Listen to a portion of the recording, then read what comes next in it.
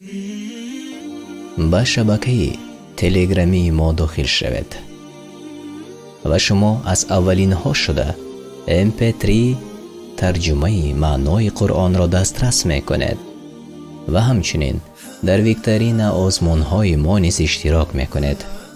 ما با هم پیش می رویم.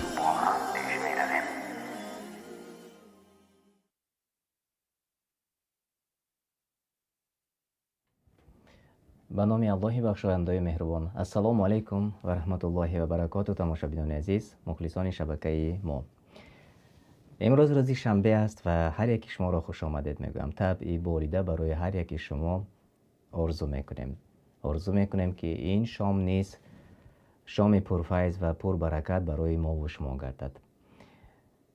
در واقع اکثر از ما و شما انتظار میشویم که کی روز شنبه میشود و ما و شما توانیم که در یک از بازی های علمی و بازی های شوق آور، واقعا گفتن ممکن است که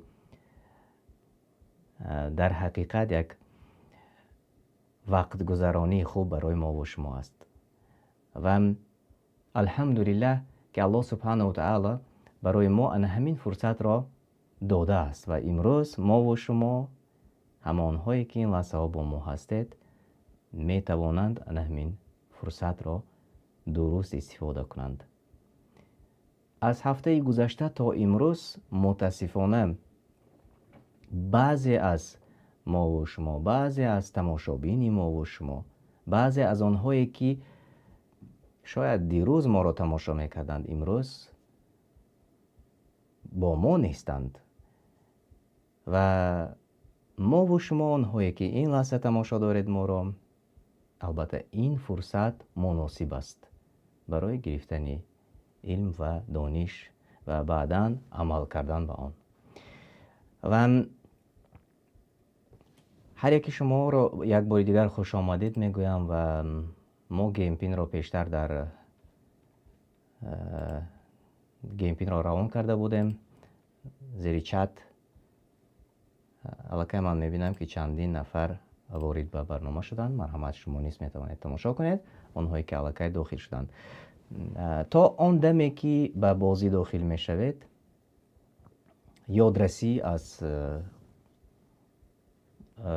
قرآن کریم میکنم و بعد از آن همان وقتی که تماشابین ما آنهایی که اشتراک میکنند داخل به برنامه شدن، ما قسمت اول را آغاز میکنیم.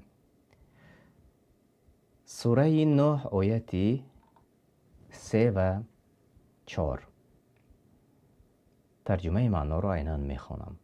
و همانا من فرستاده الله هستم به سوی شما، پس او را یگانه بپرستید و از عذاب او تعالی بترسید و از من اطاعت کنید در آن چیزی که شما را امر یا من میکنم. در دوام این آیت چنین آمده است: الله گناهانتان را بیامرزد و شما را در عمرتان تا مدت معینی که در علم الله هست مهلت دهد. هر آینه آن اجل الهی چون به سر آید دیگر تأخیر نشود. اگر شما این را میدانستید همانا به سوی ایمان و طاعت حرکت میکردید. از تفسیر سعدی. در حقیقت رسول الله صلی الله علیه و سلم فرستاده الله است و ما شاهدی میدهیم و الله سبحانه و تعالی گناهان ما و شما را بیامرزد، چون در دوام آیه چنین آمده است و در عمر ما و شما مدت معین کرده است که این در علم الله سبحانه و تعالی است، یعنی مهلتش. هر آینه آن وقتی که اجلی ما و شما رسید البته که از دنیا می رویم. از این خاطر باید که با تیاری باشیم هر یک از ما و شما. خب خوش آمدید. میبینم که تقریبا 13 نفر این لحظه ها داخل به بازی شده. برنامه ما مستقیم صدا میدهد، مستقیم شما ما را تماشا میکنید و ما در شبکه نوی دانش هستیم، دانش و سنجش. از این خاطر احتراماً از هر یک از شما خواهش میکردم که شبکه نوی ما را به دیگران نیز، به دوستانتان نیز روان کنید تا که آنها نیز توانند اشتراک کنند. و خواهش میکردم نام های خوبتر مونه، چون از نفری که ویشیست هستید اگر امکان باشد یگان نام تخلصی خوبتر برای خودتان انتخاب میکردید، ما شما رو انتظار میشیم یک بار برایید و از بار دیگر داخل شوید. الله پاداشی نیکتان دهد. تشکر.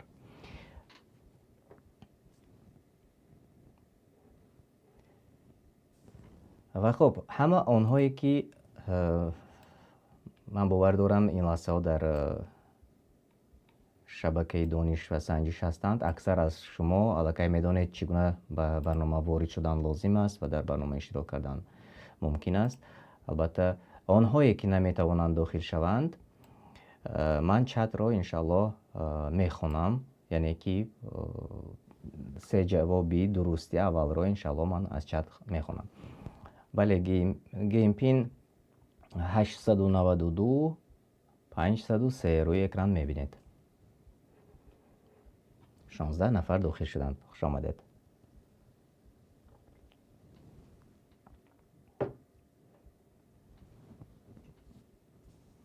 چهار نفر دیگر رو بیایید انتظار شیم، اگر که باشند داخل شوند. باز 4 نفر دیگر تا که حداقل 20 نفر شویم. امیدوار هستم که در همه جا، آنجایی که شما ما را تماشا میکنید، اینترنت خوب است و شما ما را تماشا کرده میتوانید. امیدوار هستم و اگر یگان مانع تکنیکی باشد در صدا یا اینکه در خودی نوار، حتما نوشته کنید، چون هفته گذشته کمی بعضی سبب های تکنیکی صدا نه قدر خوب بود و ما کمی بهتر کردیم این هفته.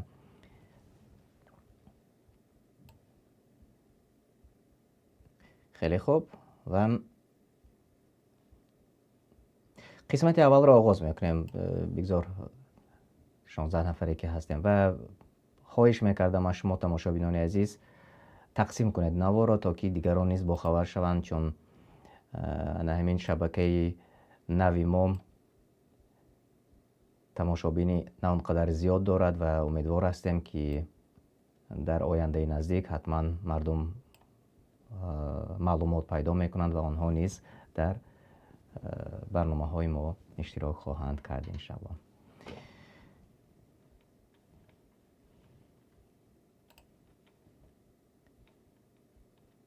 خب من قسمت اول را آغاز میکنم و سوال ها به نهایت عادی و آسان است. از این خاطر قسمت اول را سوال هایش را ما با شما شرح نمیدهیم، زود گذشته میریم و انشالله در قسمت دوم کمی شرح می شود، چون از بعضی آیات های قرآن کریم استفاده شده است.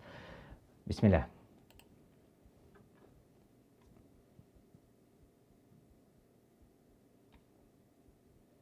سوال اول: ابوبکر الله از او راضی باشد با مصلحتی که برای جمع آوردن قرآن آغاز کرد، یعنی از همان صحیفه ها یک کتابی پوره را جمع آوری کردن را آغاز کرد. با مصلحتی عثمان ابن عفان خودش خواست، عمر ابن خطاب و یا از صحابگان انصار پرسید کدامش درست است؟ جواب های شما.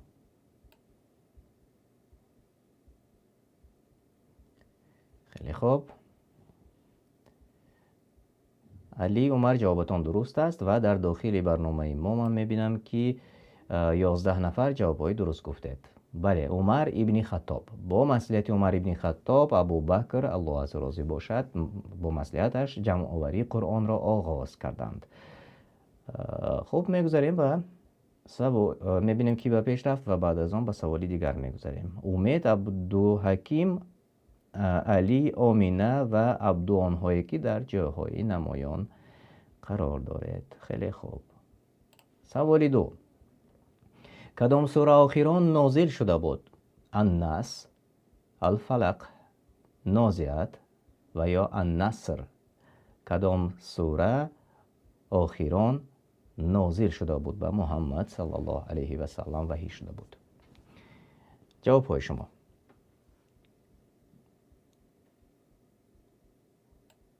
30 ثانیه وقت داریم و جوابهای شما، جوابهای درست را ما انتظار هستیم. خب ابوبکر حلیم جوابتون درست است و در داخل دانش و سنجش 13 نفر جوابهای درست گفتید. خیلی خوب. بله، النصر سوره که آخران نازل شده است. بله، در جایگیر شوی باشد سوره النصر اگر در آخر باشد، اما در نازل شدن قرآن کریم سوره النصر بود. جواب درست انا همین است. بیایید میبینیم که ها به پیش برآمدند.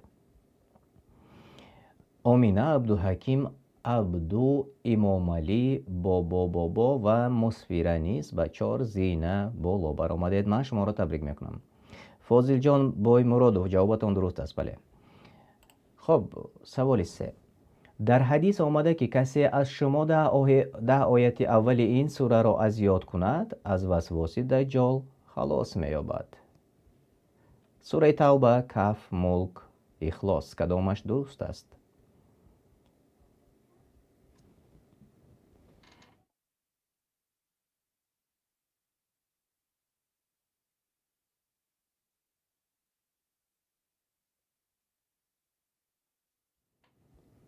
جوابهای درست را میبینم. بله، از جانب فاضل جان بای مرادوف آمده رسید و دنیا و آخرت جواب شما نیز درست است. خیلی خوب. در داخل برنامه ما 10 نفر جواب درست گفتند. بله، سوره کهف و میبینیم که ها به پیش برآمدند. عبدو، آمینه، مصفیره، علی و اسماعیل آنهایی که در جایهای نمایان هستند. سوال 4. کدام سوره را محمد صلی الله علیه و سلم 3:1 قرآن نامیده است؟ بقره، ملک، اخلاص و یا کهف. کدام سوره را محمد صلی الله علیه و سلم 3:1 قرآن گفتند؟ فاضل جان بای مرادوف درست است جوابتان. کнига природы جوابتان درست است. بله. و 15 نفر جوابهای درست گفتید. بله، سوره اخلاص. اینک بیایید میبینیم که ها به پیش برآمدند. آمینه، عبدو، علی، اسماعیل، فاطمه و 4 نفر اولی ما به 3 سوال پای هم جوابهای درست گفتید. واقعا این را مسابقه سالم میگوید و دوام میدهیم با شما دوستان عزیز. سوال 5. نام ابوبکر رضی الله عنه چی بود؟ عمر، عبدالرحمن، عبدالله و یا پرویز؟ نام ابوبکر صدیق چی بود؟ الله از او راضی باشد. جوابهای شما. جوابهای خطا را من میبینم در چت، اما جوابهای درست را انتظار میشویم. بله، از کتاب طبیعت جواب درست آمده رسید و همچنین در داخل برنامه ما 7 نفر جوابهای درست گفتند. بله، عبدالله و میبینیم که ها به پیش برآمدند. آمینه، عبدو، علی، اسماعیل، فاطمه و آمینه پای هم به 5 سوال ما جوابهای درست گفتند. ایدیما و دینای و بله، جوابتان درست است. و خب تماشابینان عزیز، همه آنهایی که نوکک وارد شدید به شبکه دانش و سنجش، مرحمت میتوانید لایک مانید زیر نوار و دیگران نیز نوار را روان کنید. و ناگفته نمانیم که همه آنهایی که در برنامه ما اشتراک میکنند و همه آنهایی که زیر چت نوشته میتوانند، آنهایی که به شبکه ما آبونه شدند، غیر آنها نمیتوانند در شبکه ما زیر چت نوشته کنند. از این خاطر حتما آبونه شوید و به دیگران، به دوستانتان، به آنهایی که شما دوست می‌دارید نوار را روان کنید. و خب بیایید اکنون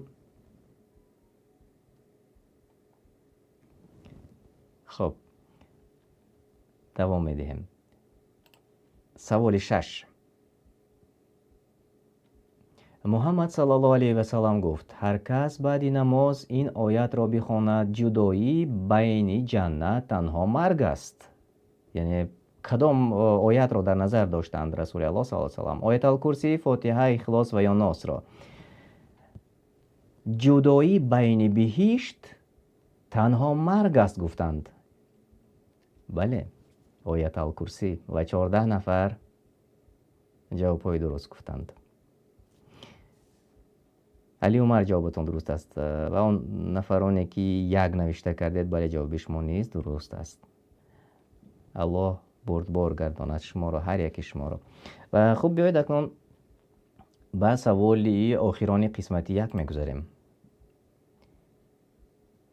آمینه، عبدو، علی، اسماعیل، فاطمه آنهایی که در جایهای نمایان هستید. عبدو پی هم به 6 سوال ما جوابهای درست گفتید. مبارک باشد. خیلی خوب، خیلی خوب.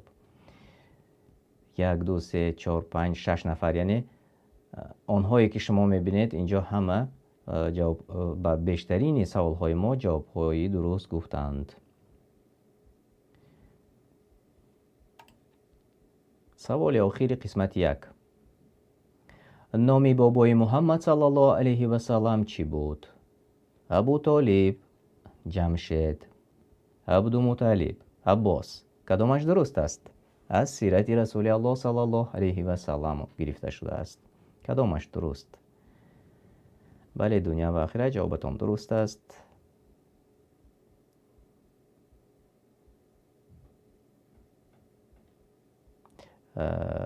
کتاب طبیعت جوابتان درست است. و خب بیایید میبینیم که هارون درست است جوابتان.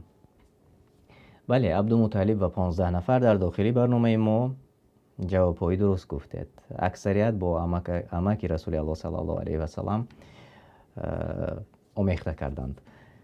باقی نیست، اکثر جوابهای درست گفتید و اکنون قسمت خوبی برنامه ما آماده رسید. بیایید میبینیم کی ها به جایهای بهترین را اشغال نمودند، کی به جای اول برآمد.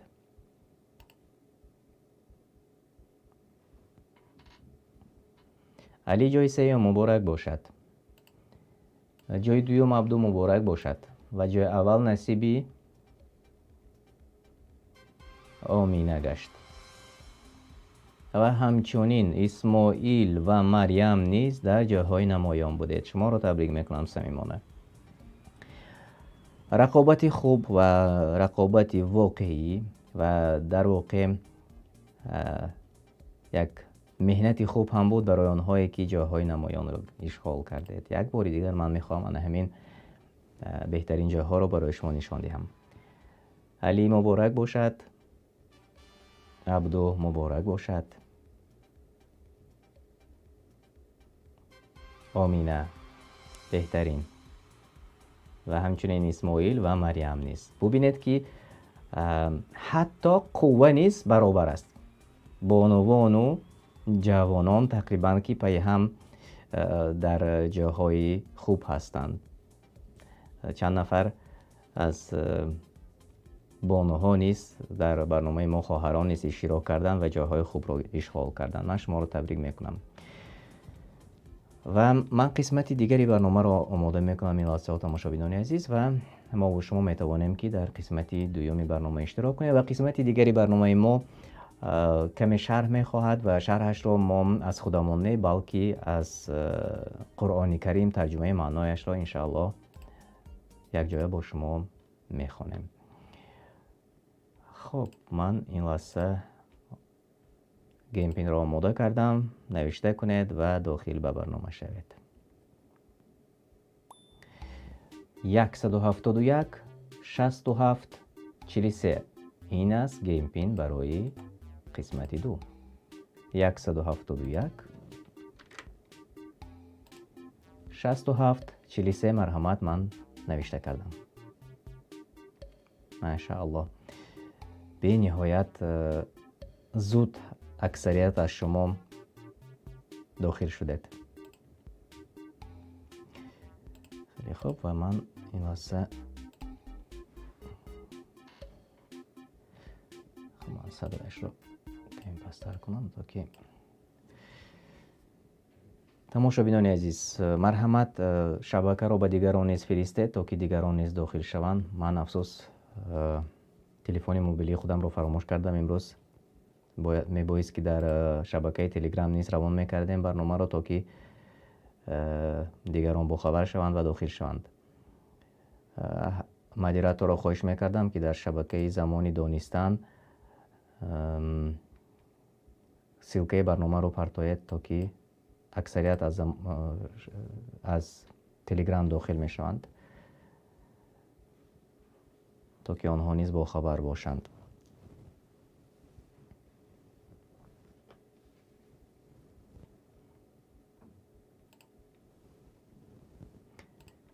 вале 18 нафар ин лаҳзаҳо ман мебинам ки ба барнома дохил шудед. хеле хуб.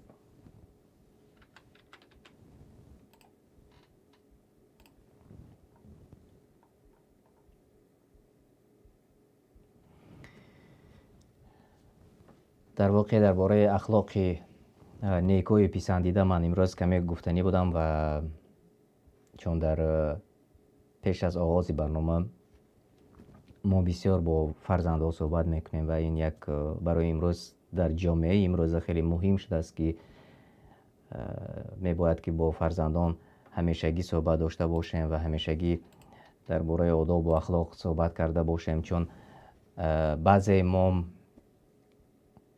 дар муҳоҷират ҳастем ва дар муҳоҷират фарҳанг каме дигар аст ва фарзандон албатта якам аз фарҳанги бегона низ ошно мешаванд ва баъзе хислатҳои хуб ҳаст ва шояд баъзе хислатҳое ки на он қадар наздик бошад ба фарҳанги мо. аз ин хотир мебояд ки волидайн ҳамешагӣ бо онҳо суҳбат дошта бошад дар бораи ахлоқи накӯ ва писандида, чун аллоҳ субҳанаҳу ва таъало низ ахлоқи накӯро дӯст медоштааст ва далел ба ин сураи Оли Имрон ояти 134. ман тарҷумаи маъноро мехонам. дар сураи Оли Имрон ояти 134 аллоҳ субҳанаҳу ва таъало мефармояд: эй касоне ки дар тавонгариву тангдастӣ моли худро дар роҳи Аллоҳ эҳсон мекунанд ва хашми худ, яъне қаҳру ғазаби худ фурӯ мебаранд, ба сабр ва аз хатои мардум дар мегузаранд, ба сабр аз хато кардаи мардум дар мегузаранд, аллоҳ дӯст медорад накӯкоронро. яъне ана ҳамин оят бубинед ки чӣ қадар мазмуни васеъ дорад. дар як оят чӣ қадар маъно омадааст ва худашро ин оят тафсир мекунад. бо шунидани маънояш аллакай кас дар меёбад: эй касоне ки дар тавонгарӣ, яъне дар тавоноӣ ва ҳам дар тангдастӣ моли худро дар роҳи Аллоҳ садақа мекунанд ё эҳсон мекунанд, ба хашми худ фурӯ мебаранд. ва хашми худ яъне ғазабашонро ором мекунанд. ба сабр ва аз хатои мардум дар мегузаранд. бо сабр аз хатои мардум дар мегузаранд. аллоҳ дӯст медорад накӯкоронро.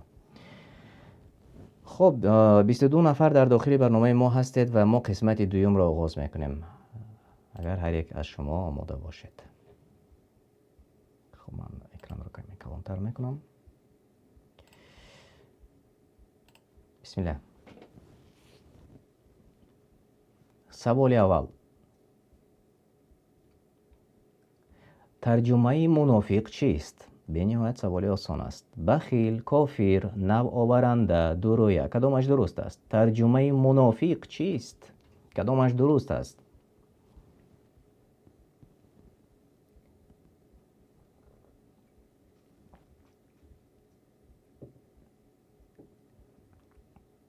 муҳаммад Умар, дуруст ҷавоbatон. дунё охират дуруст ҷавоbatон. бале, қариб ҳама ҷавобҳои дуруст гуфтанд.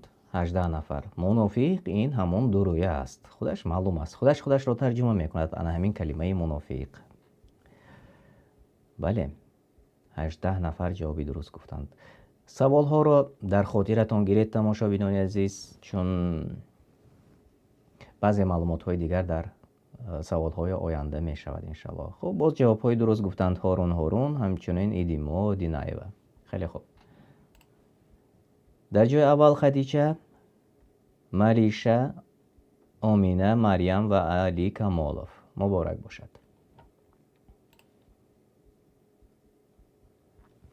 ترجمه مشریک چیست؟ سرگپ، دورویه، بسیار خدا و یا مشفق. کدامش درست است؟ ترجمه مشریک چیست؟ جواب پای شما. خب اینجا تماشا بینیم. ما الهام زاده سوال دادند که چگونه داخل شویم به برنامه. خب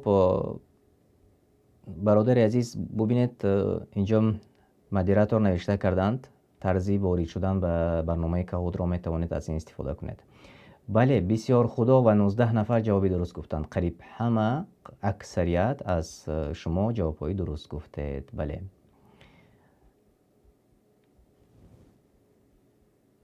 خب کیا به پیش برآمدند؟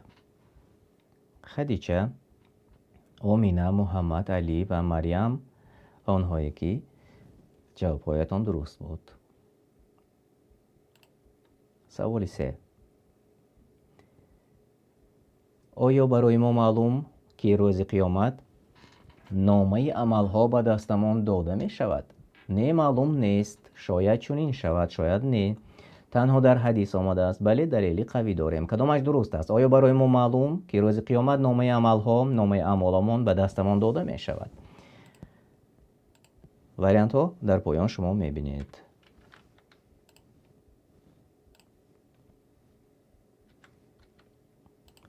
خیلی خوب، خیلی خوب. و 14 نفر جوابهای درست گفتید. بله، دلیل قوی داریم. خب من چت را نگاه نکردم، اما علی عمر، بله جوابتان درست است. هارون، جوابتان درست است. محمد عمر، بله درست است جوابهایتان. بله، ما دلیل قوی داریم و آنهایی که برنامه دیروزه را در شبکه قرآن دستور عملی انسان تماشا کردند، در آنجا نیز دلیل در همین موضوع بود و دامولا سورا بادیلیان در برنامه ما اشتراک کرده بودند و به همین موضوع شرح داده بودند. سوره کهف آیت 49 را نگاه کنید. باید از 48 میخوانیم چون که دوامش برای درست فهمیدن ما و شما در ترجمه معنا چنین آمده است: و مردم حاضر کرده شوند نزد پروردگاری تو صف کشیده، گوییم البته آمدید پیش ما، چنان که آفریده بودیم شما را اولین بار، یعنی بدون مال دنیا و فرزند، بلکه گمان میکردید که هرگیز برای شما وعدگاه یعنی قیامت را قرار نمیدهیم. در دوام آیت چنین آمده است. آیت 49 سوره کهف: دفتر اعمال یا کتاب اعمال گشاده شود، گناهگاران را بینی که از آنچه در آن آمده است ترسان و هراسانند و میگویند وای بر ما، این چه دفتری است که تمام گناه خرد و بزرگ را ثبت کرده است. آنگاه اعمال خود را در مقابل خود حاضر و آماده میبینند و پروردگاری تو به کسی ذره هم ستم نمی کند. با دلیل قوی برای ما معلوم است که روز قیامت نامه یا کتاب یا دفتر اعمالمان به دستمان داده می شود، آیا از دست راست یا از دست چپ. و خب این بود کوتاه شرح. بیایید اکنون میبینیم که ها به پیش برآمدند. 14 نفر جوابهای درست گفتید. مبارک باشد. ملیشه، خدیجه، بهادور، آمینه، بابا آنهایی که در جایهای نمایان هستند و خواهران ما فعال هستند. تماشا بینان عزیز، کوشش کنید شما نیست و هر کسی که اولین شده جواب رنگی درست را زیر میکند البته به پیش میبراید. سوالی 4: با کافران دوستی را الله اجازت داده است؟ بله، اجازت. یک برای منفعت اجازت داده است، من کرده است و یا نمیدانم کدامش درست است. با کافران دوستی را الله برای مؤمنان اجازت داده است. جوابی درست کدام است؟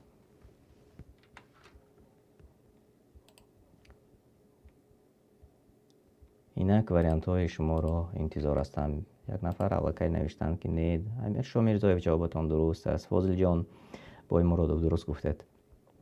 ایدیما اودینایو درست گفتید. و در سوره 60 آیتی 9 چنین آمده است که الله سبحانه و تعالی من کرده است دوستی کردن را با کافران. دیدم که اینجا 6 نفر گفتند که اجازت داده است و 2 نفر گفتند که یک برای منفعت سبحان الله برای منفعت اجازت داده است گفتند. و بیایید نظر میکنیم به همین آیتی که ما در بارش گفتیم و ترجمه معنایش را. فقط الله از دوستی ورزیدن با کسانی که با شما در دین جنگیدند و از سرزمینتان بیرونتان راندند و از برای بیرون راندن شما دیگران را کمک و پشتیبانی کردند شما را منع میکند و هر کی با آنها دوستی ورزد پس آن گروه ستمکارانند و از حدود مقرر کرده الله خارجند. سخنهای الله سبحانه و تعالی. یعنی با کافران دوستی را الله سبحانه و تعالی اجازت نداده است. خب به همین مانند با سوالها در پیش می شود. انشالله باز شرح می دهیم. اما امیدوار هستم که اینجا ببینید 8 نفر جوابهای 9 نفر جوابهای خطا گفتند. امیدوار هستیم که همین برنامه برای درکی و فهمیش درست شما کمک کرده باشد. و دعاگاه هستیم که الله سبحانه و تعالی ما و شما را هدایت کند. خب بیایید میگذاریم به سوالی دیگر.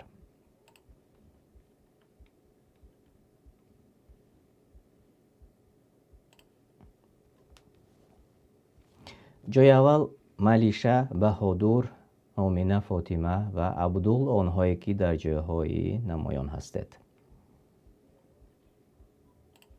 سوال 5. ای کسانی که ایمان آورده اید به دوستی نگیرید. جای خالی را پر کنید. کی را؟ مردم مؤمن را، مسلمانان را، یهود و نصارا را، برادران را. ای کسانی که ایمان آورده اید به دوستی نگیرید. کی را؟ انا همان جای نقطه را پر کنید. از سوره مائده آیتی 51 دلیل آمده است.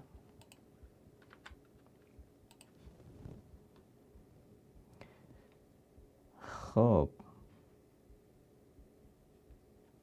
خیلی خوب.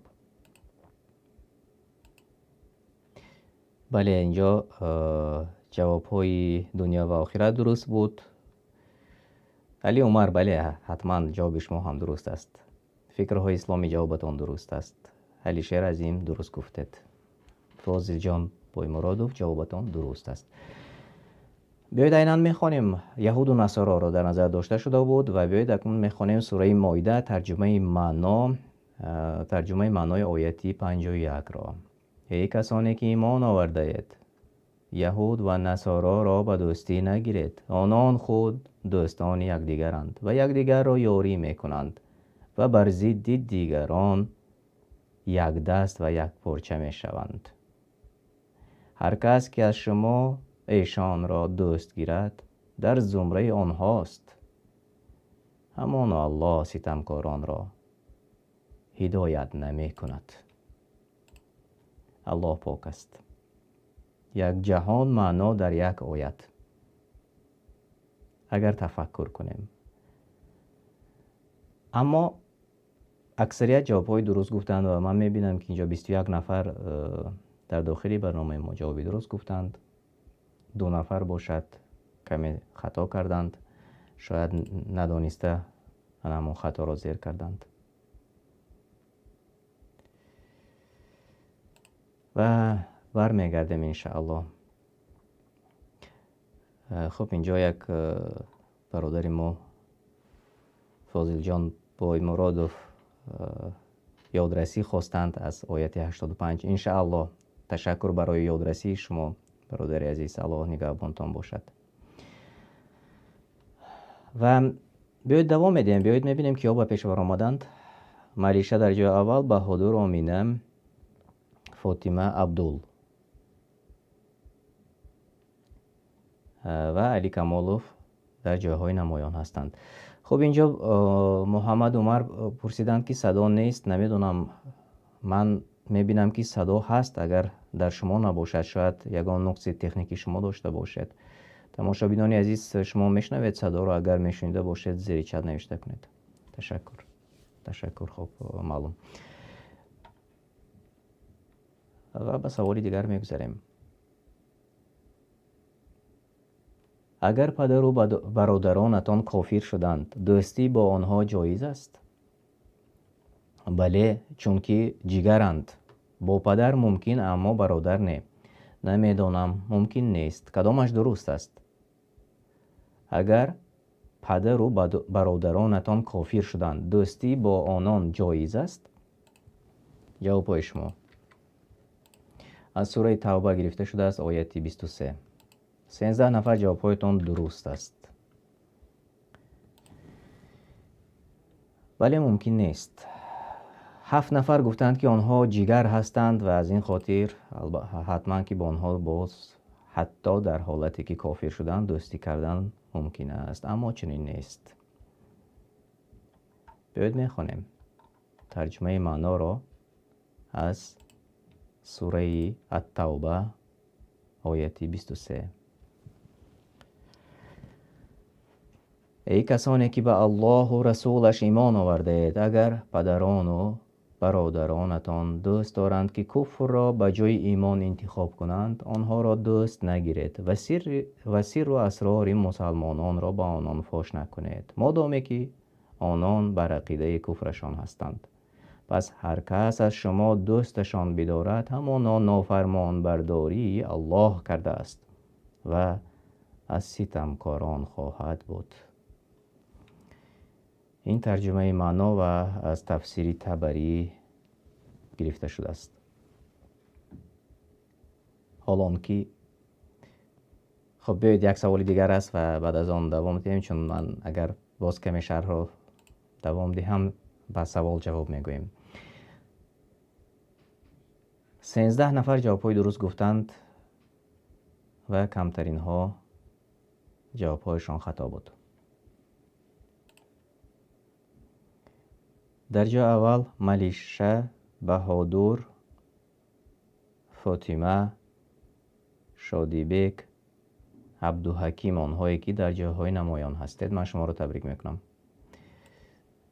تماشابینان عزیز، زیر نوار میتوانید لایک مانید و همچنین در ایما و واتساپ و در شبکه های اجتماعیتان نوار را تقسیم کنید. همچنین آنهایی که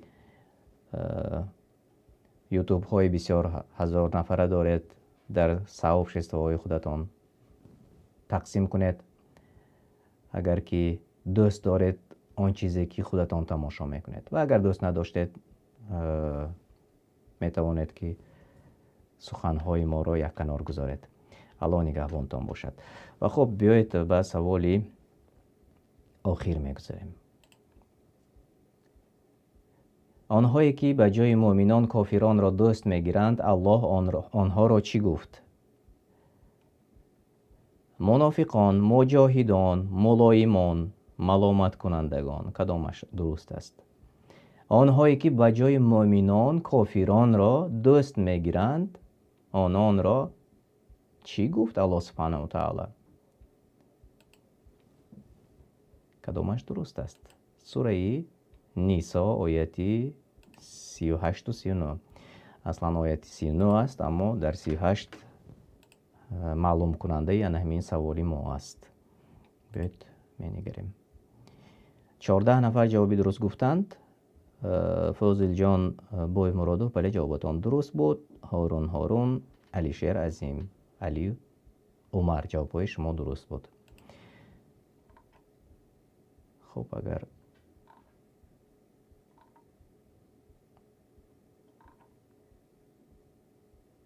خب اینجا با فکرم ما بله جوابی درست منافقان بود. آنهایی که به جای مؤمنان کافران را دوست میگیرند، الله آنها را چی گفت؟ منافقان گفت. و خب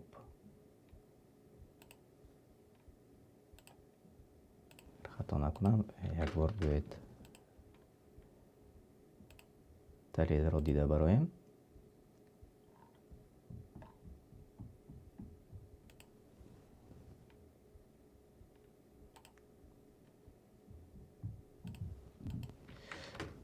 خب تماشاچیان عزیز، شما میتوانید تا اندمی که ما با سوال دیگر میگذاریم نوا رو به دیگران، آنهایی که روانه کردند، حتما فرستید تا که دیگران نیز تماشا کنند، گوش کنند برنامه ما رو. و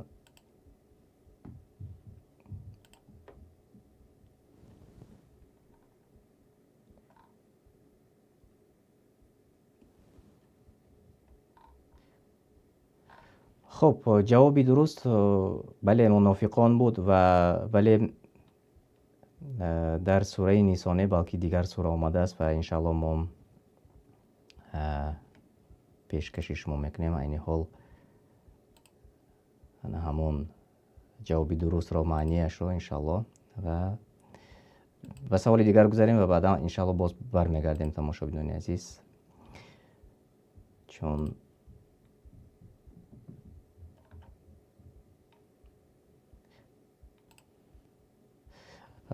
138 و 139 است.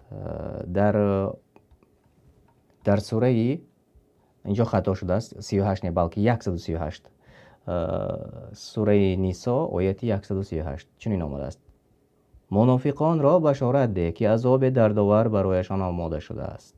و در دوام آیه چنین آمده است: منافقان کسانی اند که به جای مؤمنان کافران را دوست میگیرند و آنان را برایشان یاور انتخاب میکنند و دوستی مؤمنان را ترک میکنند. آیا عزت و توانایی و کمک را نزد آنان یعنی کافران میجویند، در حالی که عزت و کمک همش از آن الله است. کسی را که خواهد عزیز می‌دارد و کسی را که خواهد خوار می‌گرداند. یعنی در آیه 138 آمده است که منافقان را بشارت ده که عذاب دردآور برایشان آماده شده است. آنهایی که به جای مؤمنان کافران را دوست می‌گیرند. و این علل خصوص تماشاچیان عزیز برای آنهایی که در اروپا و در منطقه های به مثل اروپا زندگی میکنند، همین سخن ها زیاد تاثیر دارد، چون فرزندان از نادانی به خود نزدیک میگیرند،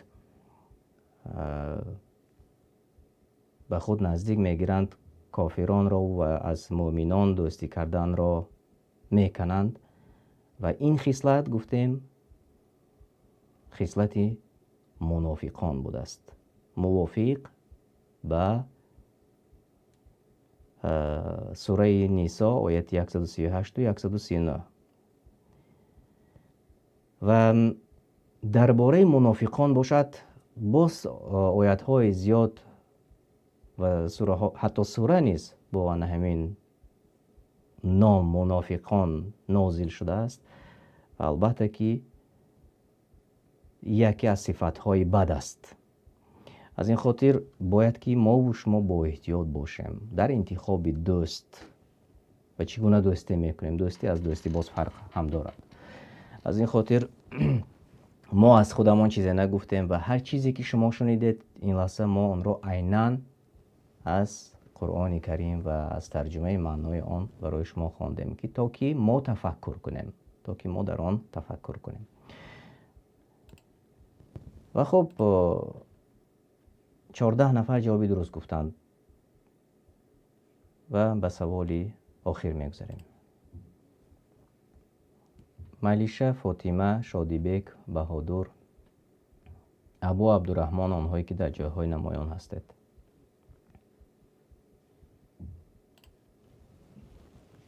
سوال 8. الله با کدام از اینها رابطه ندارد؟ با مؤمنان، با مسلمان، با دوستی گیرنده کافران، با مشرکی پشیمان شده. الله تعالی با کدام از اینها رابطه ندارد، نزدیکی ندارد، دوستی ندارد؟ با کدام از این وریانت هایی که شما در پایان میبینید؟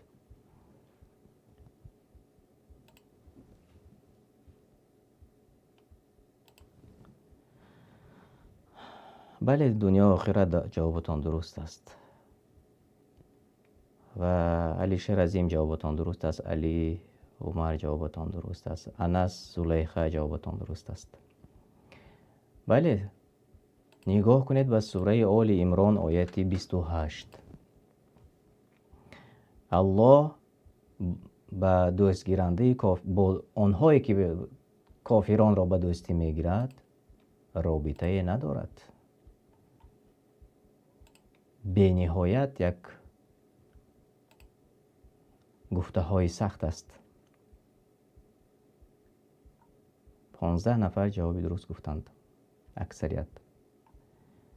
ترجمه معنا رو من عیناً میخونم. الله منع میکند مؤمنان را از این که کافران را به جای مؤمنان به دوستی گیرند. پس هر کی چنین کند او را با الله رابطه نیست، یعنی نزدیکی نیست و او از الله دور است، مگر این که از جان خود بترسید. پس در چنین حالت الله به شما رخصت میدهد که به آنان دوستی رویکی کنید تا آن دمی که توانا شوید و الله شما را از خودش میترساند که بازگشت به سوی اوست برای حساب و جزا.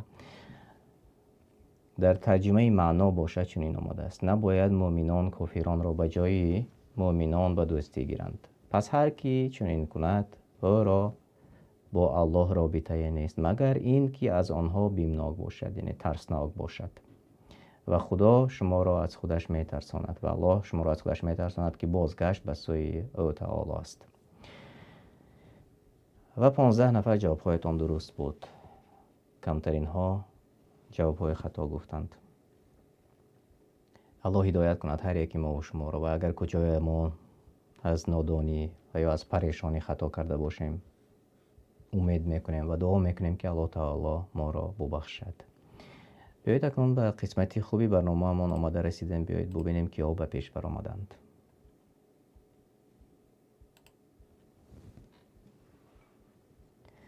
جای سیوم نصیب بهادر گردید، مبارک باشد.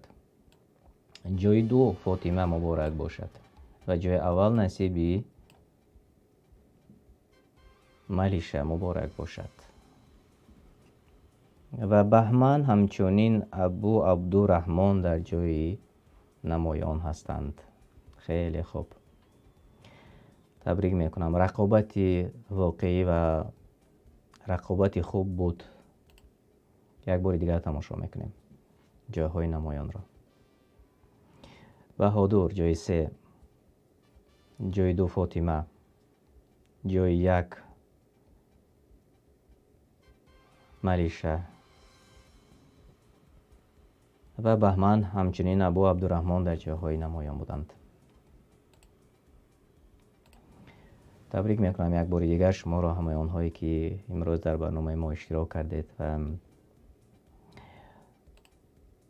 یک بار دیگر یادرس میشم تماشابینان عزیز، امیدوار هستیم اگر هر کسی از شما یک ذره هم فایده گرفته باشد و یک ذره هم باشد به الله سبحانه و تعالی نزدیک شده باشد، این برای ما کامیابی و موفقیت است. الله کند که هم ما و هم شما و هم آنهایی که ما را تماشا میکنند، دیرتر نیست تماشا میکنند، از جانب الله تعالی هدایت یافته باشند.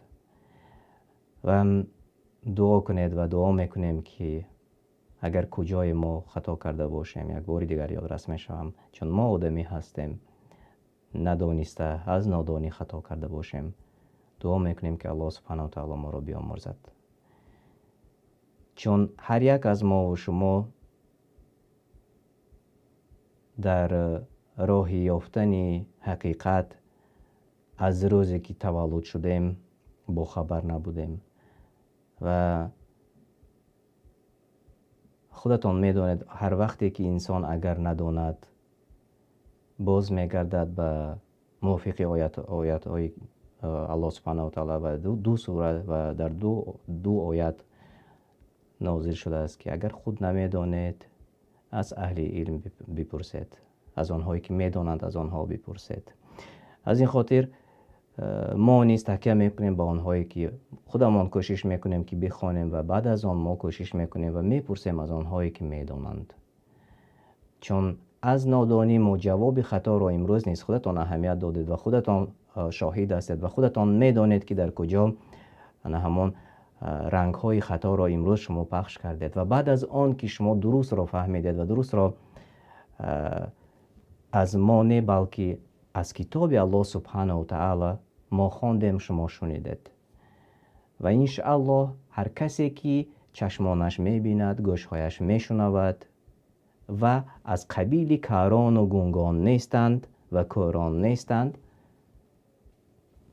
اندیشه میکنند و تفکر میکنند و باز میگردند به سوی کتاب الله سبحانه و تعالی، همچنین سنت رسول الله صلی الله علیه و سلم و باز نقل های گذشتگان، صحابگان و تابعین و تبع تابعین.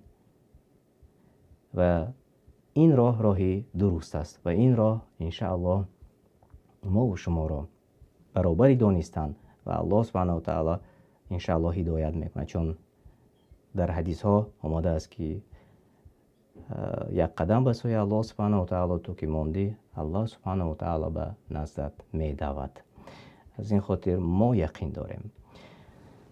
تشکر زیاد میگویم برای همه شما، با آنهایی که امروز در برنامه ما اشتراک کردید و حتما به شبکه های ما ابونه شوید و ما هفته دیگر باز برنامه آماده میکنیم و انشالله اگر که خیلی خوب، من اینجا چت شما را نیز میخونم.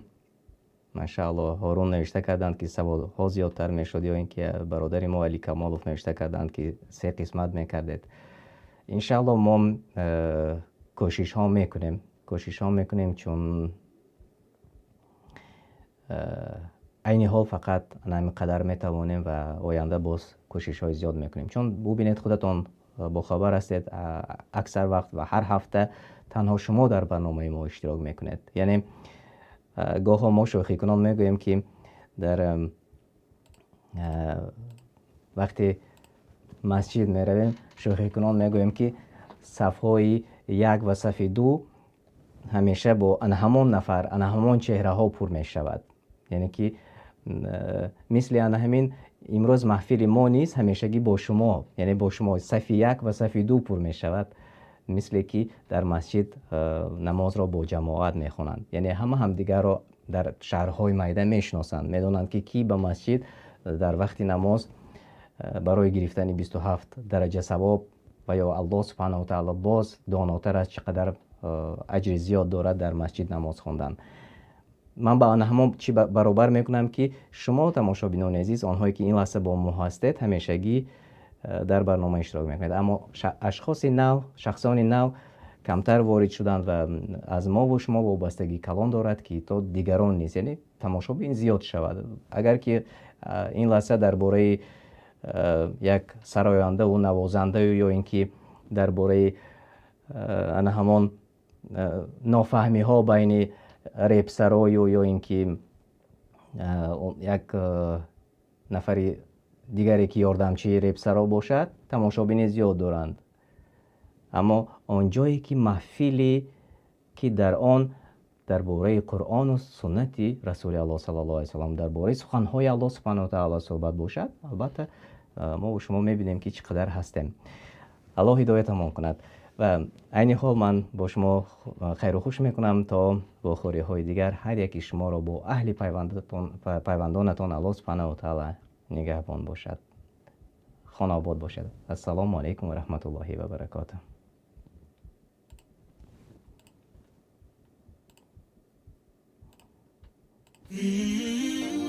به شبکه تلگرامی ما داخل شوید و شما از اولین ها شده MP3 ترجمه معنای قرآن را دسترس میکنید و همچنین در ویکترین آزمون‌های ما نیز اشتراک میکنید. ما با هم پیش میرویم.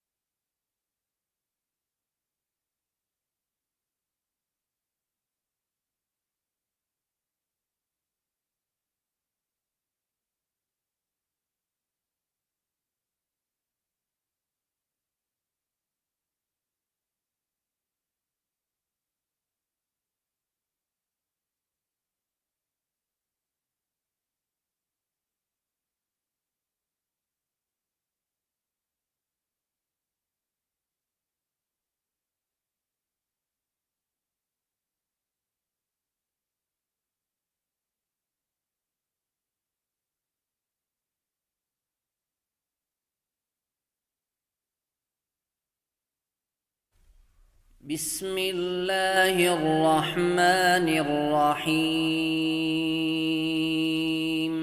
به نام الله بخشاینده مهربان. اذا جاءك المنافقون قالوا نشهد إنك لرسول الله والله يعلم إنك لرسوله والله يشهد إن المنافقين لكاذبون. چون منافقان نزد تو آیند گویند شهادت یعنی گواهی می دهیم که تو پیامبر الله هستی. الله می داند که تو پیامبرش هستی و الله شاهدی می دهد که منافقان دروغ گویند. اتخذوا أيمانهم جنة فصدوا عن سبيل الله إنهم ساء ما كانوا يعملون. از سوگندهای خود سپر ساختند و از راه الله باز داشتند و به حقیقت آنچه میکنند ناپسند است. ذلك بأنهم آمنوا ثم كفروا فطبع على قلوبهم فهم لا يفقهون. این به آن سبب است که ایمان آوردند سپس کافر شدند. الله نیز بر دلهاشان مهر نهاد و آنان در نمیابند. وَإِذَا رَأَيْتَهُمْ تُعْجِبُكَ أَجْسَامُهُمْ وَإِنْ يَقُولُوا تَسْمَعْ لِقَوْلِهِمْ كَأَنَّهُمْ خُشُبٌ مُّسَنَّدَةٌ يَحْسَبُونَ كُلَّ صَيْحَةٍ عَلَيْهِمْ هُمُ الْعَدُوُّ فَاحْذَرْهُمْ قاتلهم الله أنا يؤفكون. چون آنها را ببینی تو را از ظاهرشان خوش می آید و چون سخن بگویند به سخنشان گوش می دهی گویا که چوب هایی هستند به دیوار تکیه داده هر آوازی را به زیان خود می پندارند آنها دشمنانند از آنها حذر کن خدایشان بکشد به کجا کجرو می شوند وإذا قيل لهم تعالوا يستغفر لكم رسول الله لووا رؤوسهم ورأيتهم يصدون وهم مستكبرون چون به آنها گفته شود که بیاید تا پیامبر الله برایتان بخشایش بخواهد سر می پیچند می بینی که روی گردانی و تکبری می کنند سواء عليهم استغفرت لهم ام لم تستغفر لهم لن يغفر الله لهم إن الله لا يهدي القوم الفاسقين فرق نکند چی برایشان بخشایش بخواهی چی بخشایش نخواهی الله نخواهد بخشید و خدا مردمی نافرمان را هدایت نمی کند هم الذين يقولون لا تنفقوا على من عند رسول الله حتى ينفضوا ولله خزائن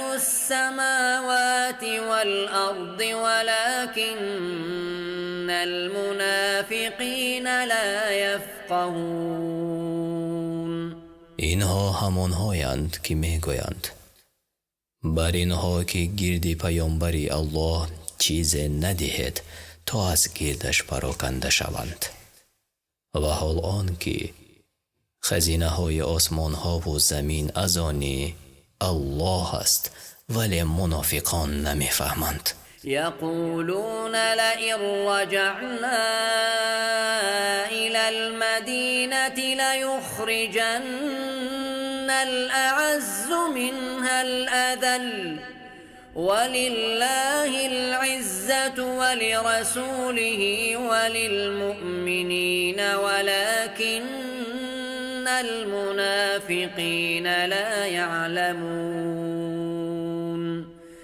میگویند چون به مدینه باز کردیم صاحبان عزت خوار و ذلیل ها را از آنجا بیرون خواهند کرد عزت از آن الله و پیامبرش و مؤمنان است ولی منافقان نمیدانند يا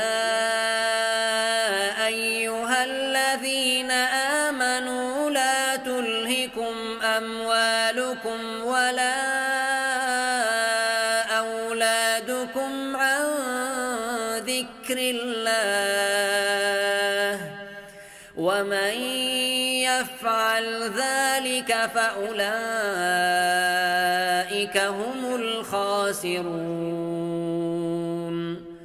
ای کسانی که ایمان آورده اید مالها و اولادتان شما را از ذکر الله به خود مشغول ندارد که هر کی چونین کند زیانکار است وأنفقوا مما رزقناكم من قبل أن يأتي أحدكم الموت فيقول رب لولا أخرتني إلى أجل قريب فأصدق وأكن من الصالحين از آنچه روزیتان داده ایم در راه الله صدقه کنید پیش از آن که یکی از شما را مرگ فرا رسد و بگوید ای پروردگار من چرا مرگ مرا اندک بدیرتر نینداختی تا صدقه دهم و از شایستگان باشم. ولن يؤخر الله نفسا إذا جاء أجلها والله خبير بما تعملون. چون کسی اجلش فرا رسد الله مرگی او را به تأخیر یعنی دیرتر نمیگذارد و الله به کارهایی که میکنید آگاه است.